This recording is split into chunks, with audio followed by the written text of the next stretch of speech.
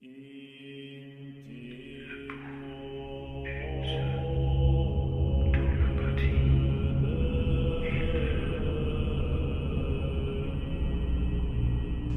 begins inward, and I have sought her with all of my heart and soul. I have learned from the elders who only prophecy in dying rattled breath. I have stared into the darkness of the gateway stones. I have pilgrimaged to her colossus on the eastern beaches, and I have heard. Her soft flowing lips speak through mine like a flood of mire, spewed from her beautiful maws. They entwine my brain in wisps of pain and pleasure. Her eyes, I can see them like a fire, like a cool fire that burns with the void of something darker than black.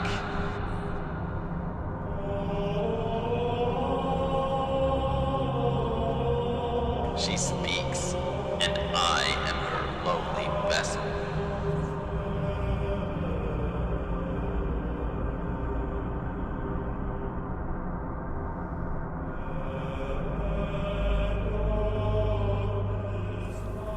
That was an excerpt from an unknown source in the overworld, hiding secrets that may unlock the past, present, and future.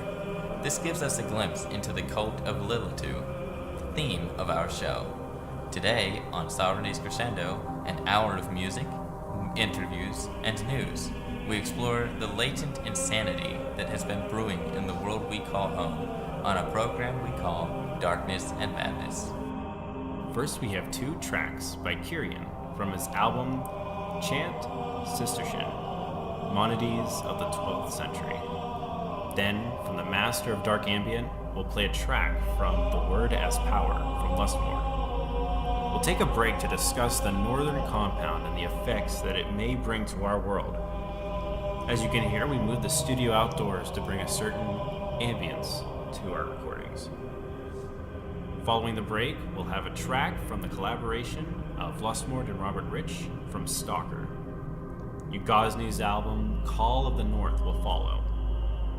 Finally, the remainder of the music portion will feature an excerpt from the Cryo Chambers label Cthulhu album.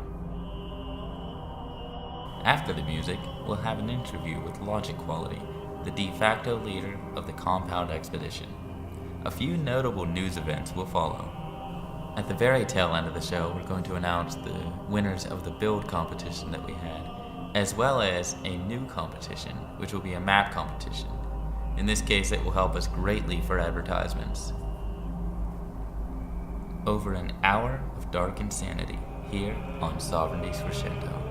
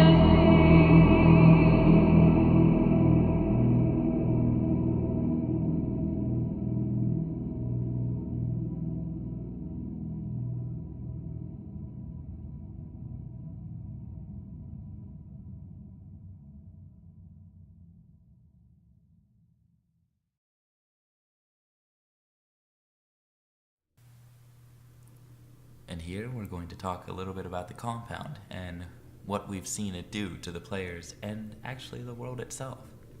So, one thing I did notice was the cultists are fairly sneaky, it seems, when they build and such, because the compound had been there for a little bit before anybody noticed. Yeah, I mean, the compound had been there for who knows how long. Like, some people say that they had already explored that area.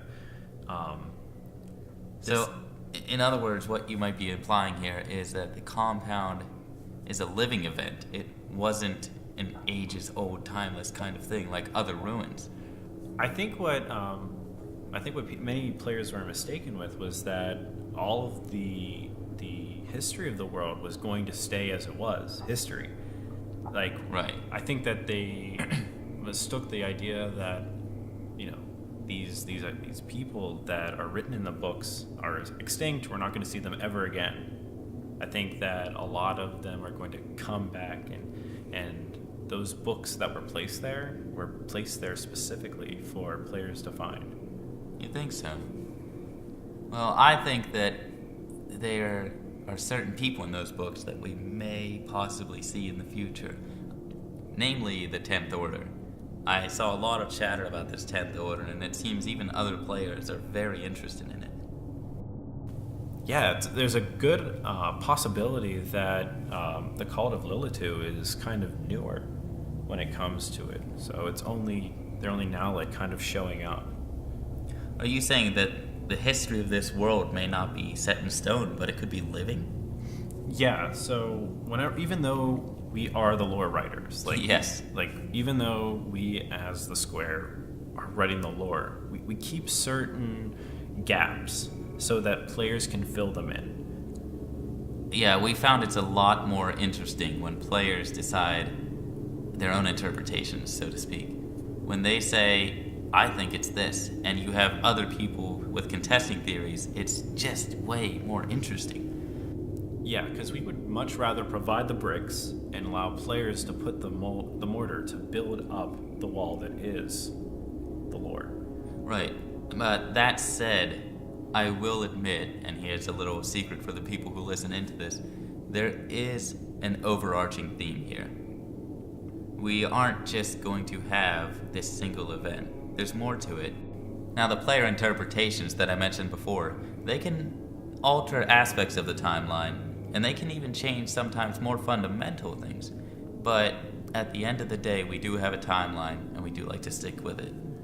Yeah, so whenever we say, like, this is what we think about this, we think about the 10th Order, we think about the Cult of Lilitu, we think about whatever other sort of factions there are, you know, this is just what we have. There could be others out there. Sometimes an enterprising player that makes their own interpretation may find something that we say, wow, that's a good idea. Yeah, and we may build upon that. So we do appreciate you guys like really getting immersed into it, but we also even more appreciate adding on to it. We like expanding our universe and making it even very, very much stronger. Oh, Lord. But the point is that we are really excited for this. We're really excited to continue this 10th Order, Cult of Lilitu, cultist type thing. And we're really hoping that it goes well with everybody, because so far, I am pumped. And I think a lot of the players are as excited as I am. That said, I will give a little hint to the players that are currently still residing within the northern compound. There will be more gateway stones. Really? Yes. And the gateway stones are a much bigger thing. And right now, there aren't enough pieces right now to complete the gateway. So, do you think maybe in later installations there may be something else? I think so. I really want to encourage players to continue to get immersed into the world, but also to just really pay attention. I think you'll see something coming very soon. So, and whenever it's ready, I'm sure the world will beat you over the head with a log to tell you, yeah, there's something going on. And I think a big thing is, especially as we mentioned a little earlier, if you're going to start searching, don't stick to places you haven't looked. Because, as previously noted, this was in an area that was already explored.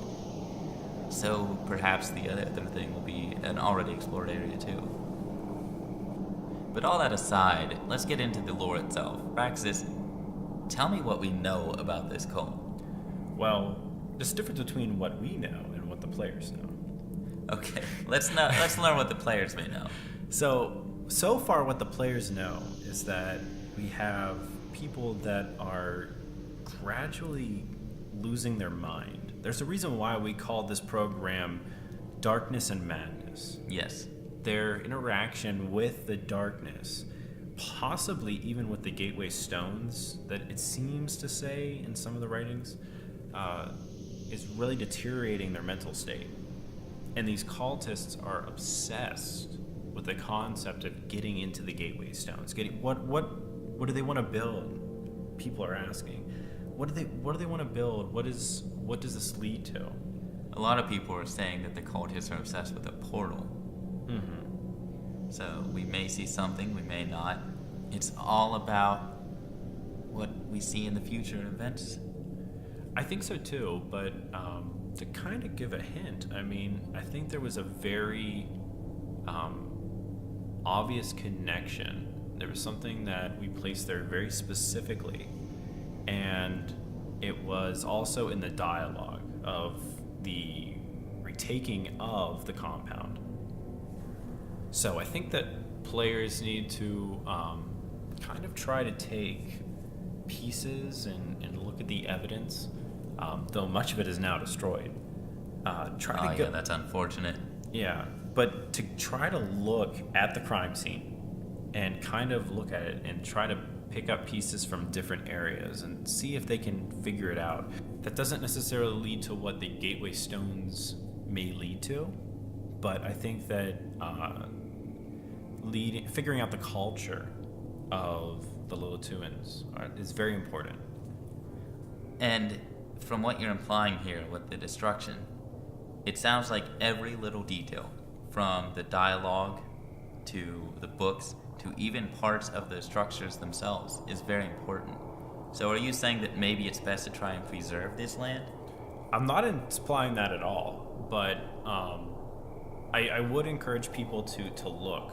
I think that it will very much help with the world and with figuring out different aspects of the lore if you were to just look at them. And yes, of course, there are things there that we encourage people to take, obviously. Right. I mean, we put Prismarine there, and we've put bookshelves, and there's also a bunch of other great goodies that people can take. I think some people have even found some of the goodies, like the books themselves. Right. So it's definitely very good for them to take, but also try to look at the details and see if you can match things. See if you can figure things out. That makes sense. Yeah. Well, I think we've had a good discussion here, and now we'll send you right back into the music.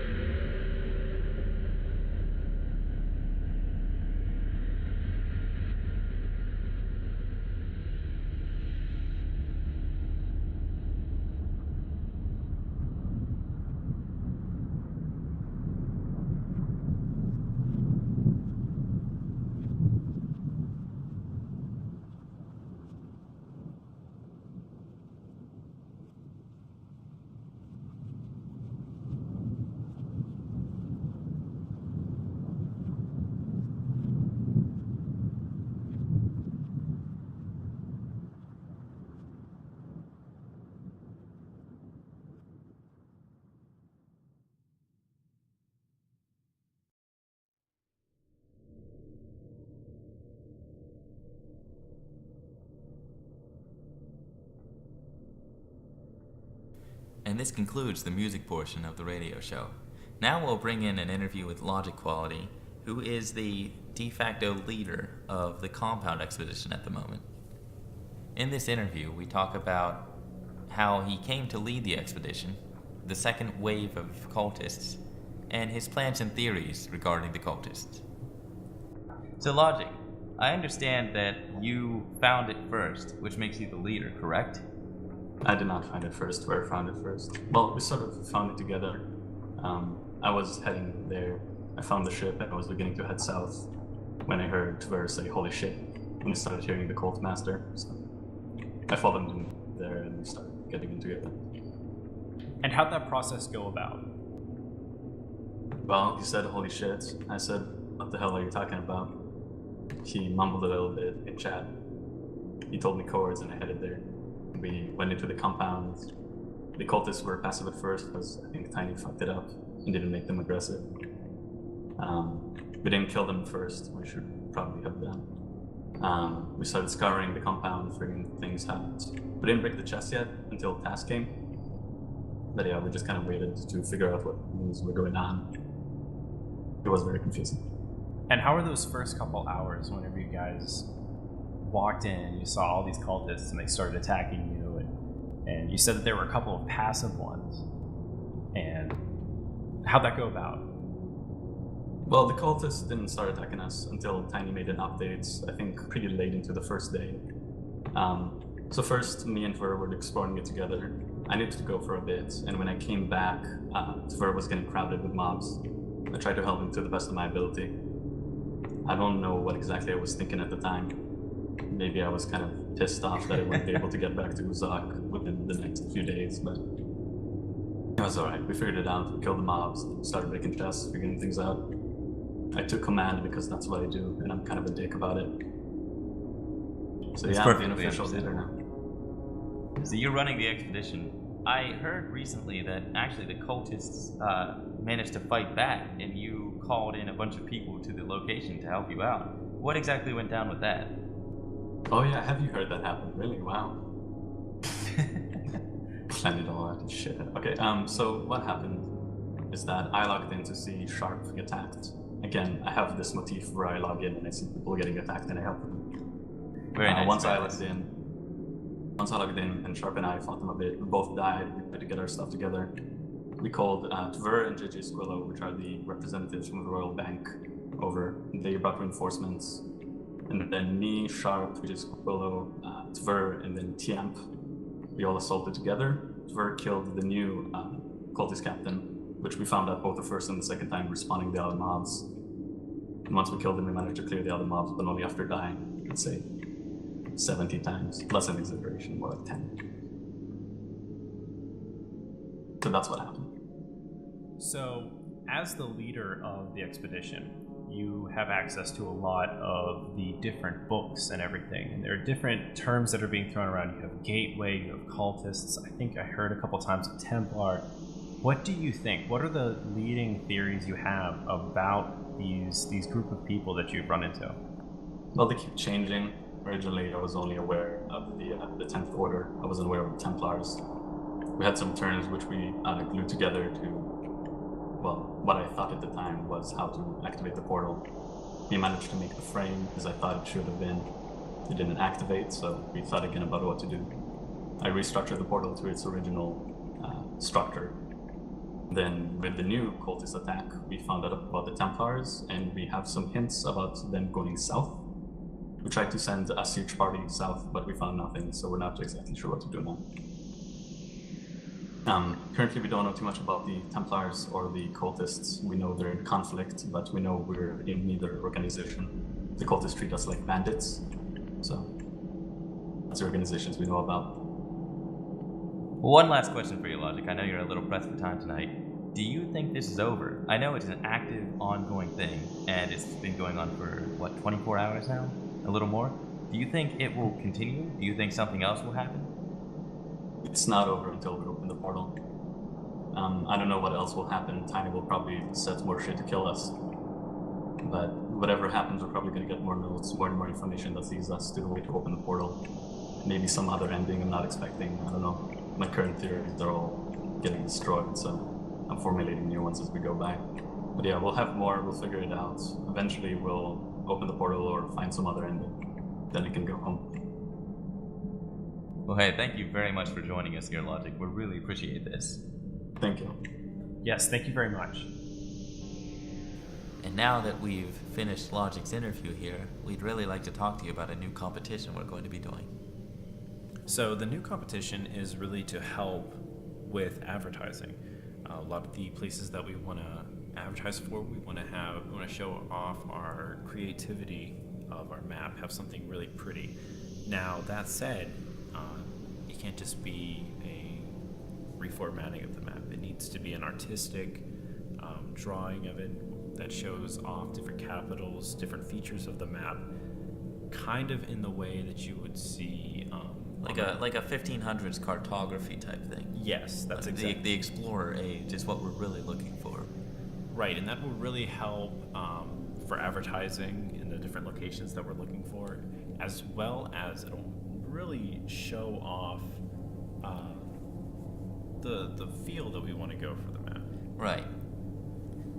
So, at the moment, we're open to any submissions. In this case, again, like the previous competition, just privately message me, Mr. J Electro. I'll put a link in the description of this video. And good luck to everyone. We're really excited because the last competition was such a success for us. Not just that, but we didn't bring the most important part. What are you going to win? Why do it? You don't just do something like this out of the goodness of your heart, right? You've got a point. We're capitalists. In this case, we will be putting a custom brew. And by that I mean the player will be allowed to create a brew of their very own creation, and within reason, we'll allow them to name it as well. Now this means you can't name it Penis Brew or something like that. You're going to have to be a little bit more mature than that. But once again, within reason, you'll be allowed to name it whatever you wish. Now that said, we also don't want you to go too crazy with the effects, so we'll be in constant communication with you for you to win, but we really do want to give a special presentation. We also would like to recognize that person, say, hey. Exactly. This person has helped us with the server in a way beyond what most people do. So we would obviously recognize them in a special capacity as well. Yeah, of course. So, as I said before, good luck to everyone. Well, I want to announce the winners of the build competition. We had 4 wonderful submissions from Bliss, featuring her Valley waterfall area, Logic with his interior citadel, Chief Nug with Fort Blackrock, and Banksy with the front gates of his nation. And let me say, all of these submissions are absolutely beautiful, and we had a great time going around and looking at each one of them. That said, there can only be 2 winners. And for the winners, we decided that second place would go to Logic with his interior citadel, and first place would go to I'm Not Banksy with his beautiful front gates to his nation. Congratulations to both of you, and we're really happy that everyone submitted because it was, like Raxus said, it was so much fun to go around and see the amazing, wonderful things that people can build. We really want to do this again in the future. Just a little hint here, probably by the next radio show we're going to have another announcement.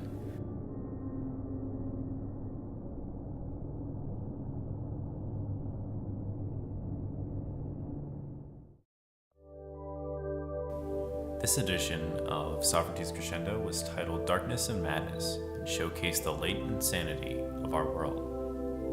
For the next show, we will feature down-tempo electronic music, and it will be titled Globalization. Thanks for listening, and as always, it's about you, the listener.